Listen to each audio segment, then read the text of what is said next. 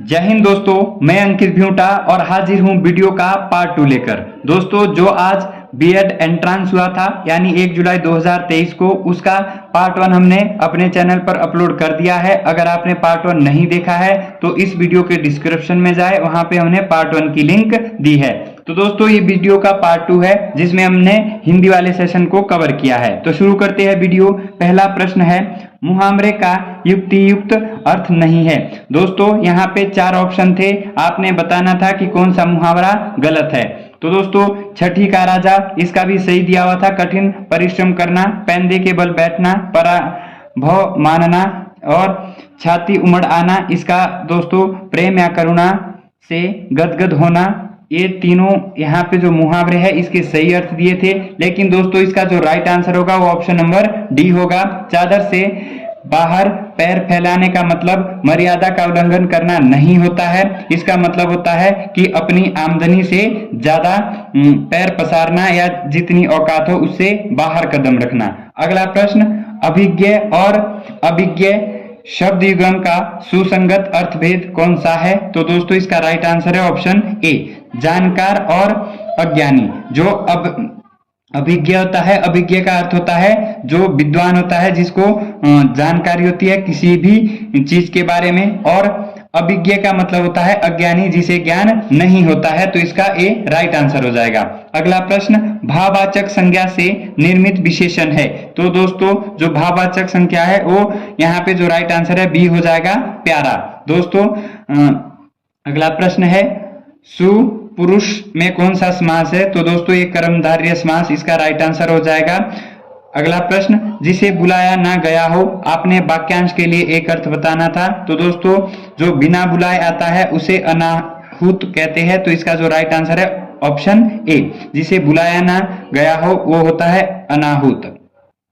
अगला प्रश्न है, यथाविधि का सही उत्तर बताए। तो दोस्तों यथाविधि का अर्थ होता है विधि के अनुसार। अगला प्रश्न, निम्नलिखित क्रियाओं में से कौन सी क्रिया अनुकारणात्मक नहीं है? तो दोस्तों जुठलाना यहाँ पे इसका राइट आंसर हो जाएगा।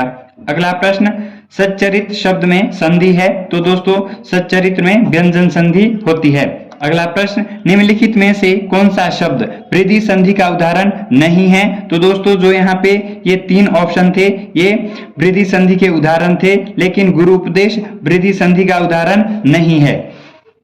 अगला प्रश्न, लिखाई शब्द में प्रत्यय है। तो दोस्तों लिखाई शब्द में आई प्रत्यय होता है, लिखाई में जो प्रत्यय होगा वो आई होगा। तो डी इसका राइट आंसर हो जाएगा। अगला प्रश्न है, निम्न में से कंठ्य ध्वनि कौन सी है? तो आपने बतानी थी कि कंठ से कौन सी ध्वनि निकलती है। तो दोस्तों क और ख, यह कंठ्य ध्वनि है। अगला प्रश्न, दांत का उच्चारण स्थान क्या है? तो दोस्तों जो दांत का उच्चारण स्थान है वो नाक से होता है, इसका उच्चारण नाक से होता है। अगला प्रश्न, हिंदी में कितने वर्ण होते हैं? तो दोस्तों हिंदी में जो वर्णों की संख्या है वो 52 होती है। अगला प्रश्न, खटमल शब्द है। तो दोस्तों जो खटमल है वो पुल्लिंग शब्द है। यहाँ पे आपने बताना था जो खटमल शब्द है वो पुल्लिंग है या स्त्रीलिंग है। तो दोस्तों ये पुल्लिंग शब्द है खटमल। अगला प्रश्न, निम्नलिखित में से कौन सा शब्द उपसर्ग रहित है, यानी दोस्तों किस में उपसर्ग नहीं है? तो दोस्तों यहाँ पे इसका राइट आंसर बी हो जाएगा, कहार उपसर्ग रहित एक शब्द था।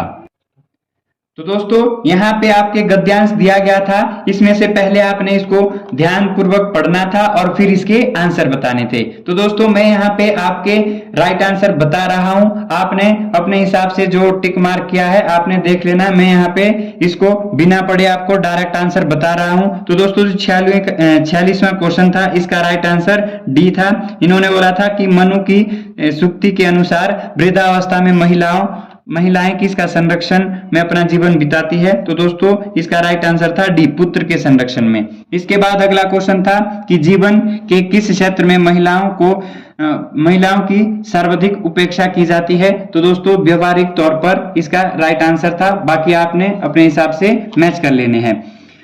48वां क्वेश्चन है, महिलाओं के उत्थान के लिए सर्वप्रथम किसकी व्यवस्था की जानी चाहिए? तो आरक्षण इसका राइट आंसर था, क्योंकि दोस्तों महिलाओं का उत्थान तभी होगा जब उनके लिए आरक्षण दिया जाएगा। अगला प्रश्न, महिला निम्नलिखित में से किसकी रक्षा हेतु काली और दुर्गा का रूप ग्रहण करती है? तो दोस्तों स्वाभिमान के लिए जो नारियां हैं वो काली और दुर्गा का रूप धारण करती है। और इस जो हमारी हिंदी थी पार्ट 2 का लास्ट प्रश्न है, महिलाओं को घर में ही कैद करना चाहिए, यह किसकी मानसिकता का सूचक है? तो दोस्तों ये अविवेकी की मानसिकता का सूचक है।